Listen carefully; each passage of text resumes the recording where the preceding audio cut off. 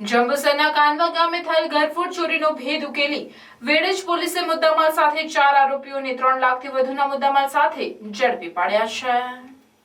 જંબુસરના કાનવા ગામમાં 28મી મેના રોજ સોના ચાંદીના દાગીના તથા રોકડા રૂપિયા મળી કુલ 9,55,450ની મત્તાની ચોરી થઈ હતી, જેની ફરિયાદ વેડજ પોલીસ મથકે નોંધાતા ઉચ્ચ પોલીસ અધિકારીઓની સૂચના અને માર્ગદર્શન હેઠળ વેડજ પોલીસે એક્શન પ્લાન તૈયાર કરાવી તે દિશામાં અસરકારક અને પરિણામલક્ષી કામગીરી હાથ ધરેલ, જેમાં વેડજ પોલીસ સ્ટેશનના અધિકારી અને કર્મચારીઓ ઘરફોડ ચોરીના આરોપીઓ તેમજ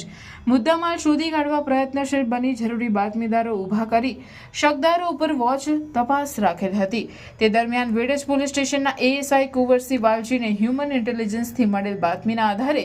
ઘરફોડ ચોરી કરનાર આરોપીઓ અંગે ચોક્કસ માહિતી મળેલ, જે માહિતીના આધારે કાનવા ગામેથી વિજયભાઈ ઉર્ફે મોહન ચુનારા, અશોકભાઈ ઉર્ફે શનિયો ચુનારા, અર્જુનભાઈ ચુનારા તેમજ રાજુભાઈ ઉર્ફે ગોત્યો કુલમાળી તમામ રહેવાસી કાનવા એમ કુલ 4 આરોપીને પકડી પાડી સઘન પૂછપરછ કરી આરોપીઓ પાસેથી ચોરાયેલ 1 સોનાની લકી, ચાંદીની 3 પાયલ, 1 ઝાંઝરી, ચાંદીની નાની મોટી 5 લકી, રોકડા રૂપિયા 1,04,700 તેમજ 3 મોબાઈલ મળી કુલ 3,11,800નો મુદ્દામાલ